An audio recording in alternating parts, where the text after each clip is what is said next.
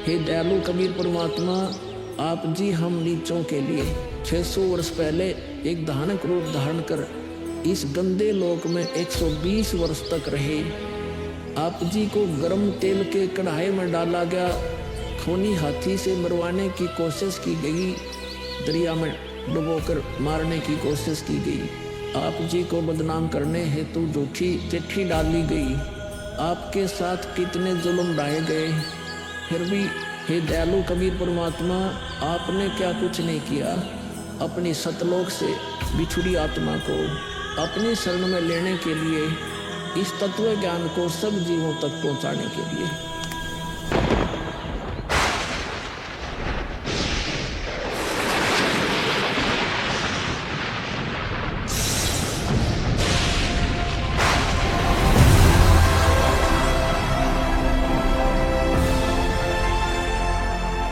साहेब कबीर आजा आत्मा तोए पुकारती, तेरे हाथ में चाबी हो सतगुरु सतलोक द्वार की।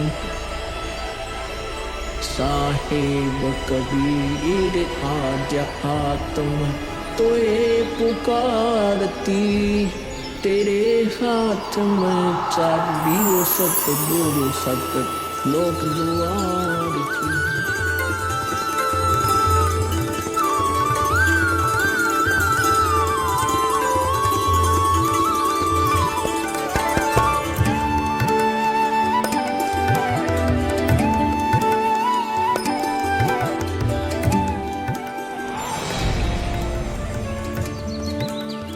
राम राम भगत जी। राम राम। आओ भगत जी बैठिए, खड़े क्यों हो?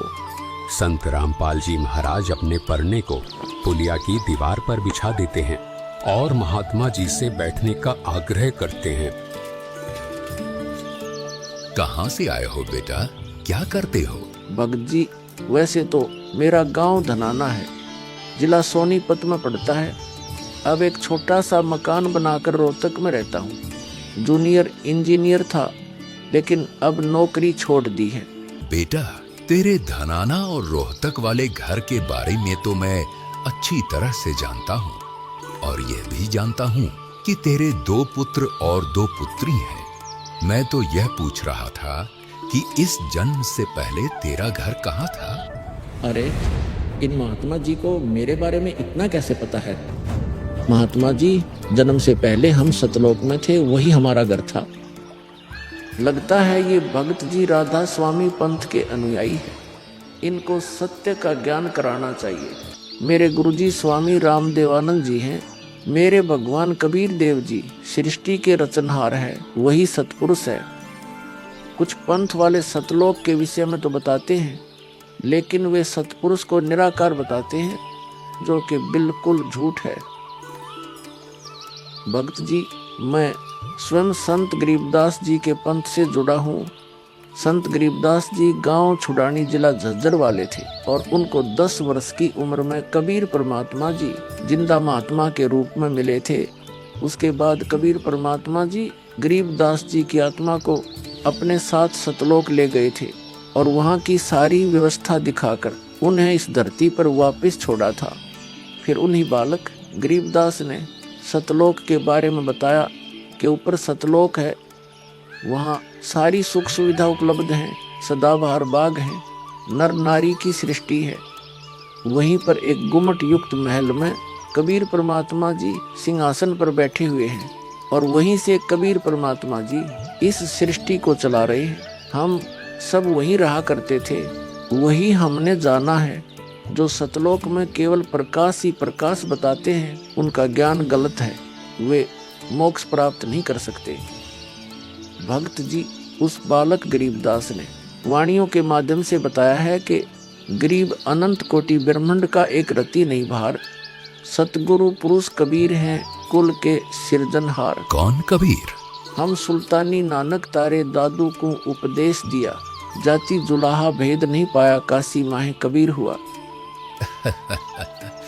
बहुत आनंदित करने वाली बातें करते हो, और बताओ कुछ। इन्हें अपना ज्ञान अधूरा लग रहा है।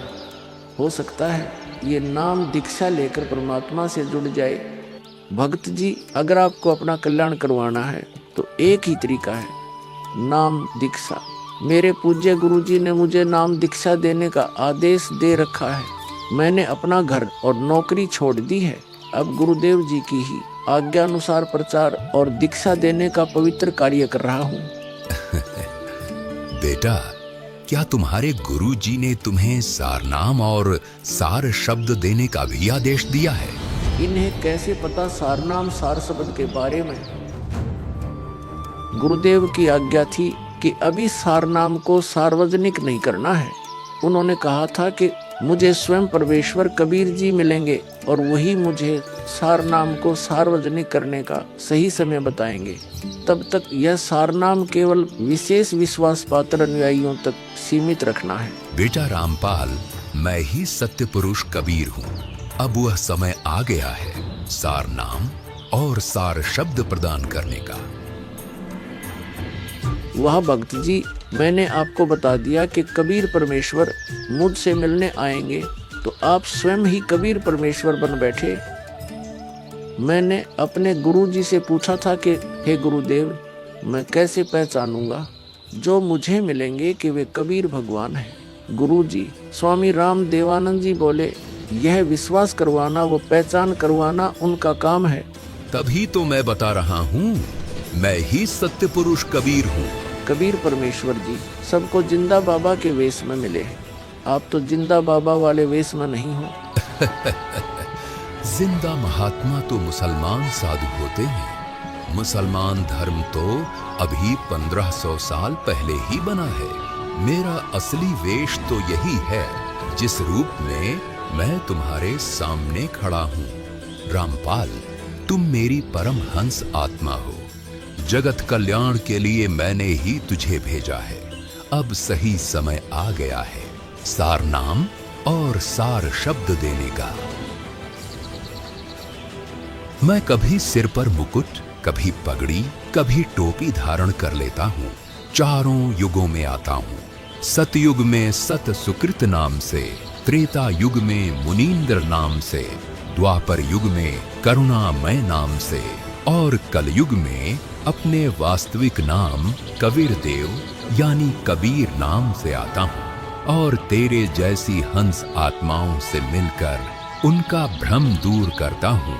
लेकिन अगर तुझे केवल जिंदा महात्मा के रूप में विश्वास है तो मैं तुझे अपना वो रूप भी दिखा देता हूँ। ये देख।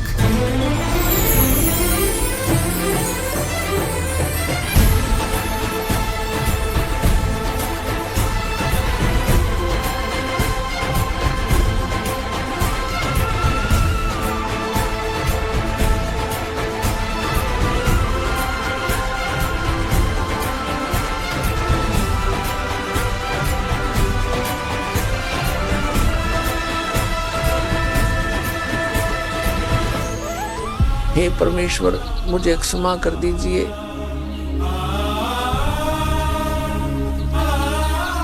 मुझसे अनजाने में गलती होगी।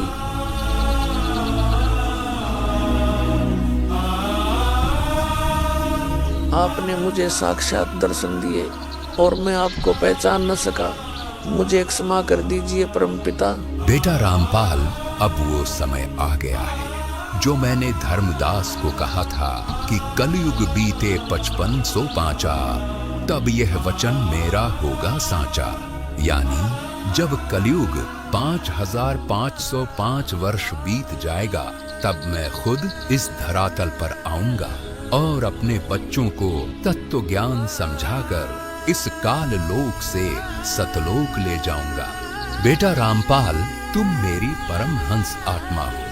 अब इसके आगे बेटा मैं ही तेरे रूप में सारी लीला करूंगा और यह तत्व ज्ञान अपने बच्चों को बताऊंगा, उन्हें सतलोक की राह दिखाऊंगा।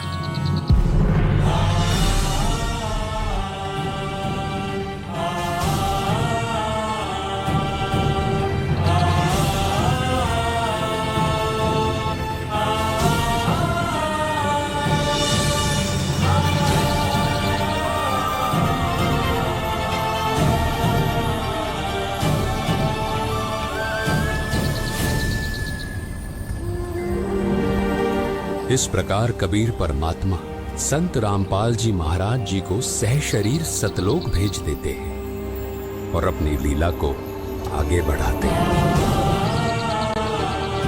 गवी ख्यालवी साल सतगुरु अतल दिगंबर धीर भक्ति हेत काया धर आए अवगत सहत कबीर भक्ति हेत काया धर आए अवगत सहत कबीर अमर करूं सतलोक पठाऊं तात बंदी छोड़ कहाऊं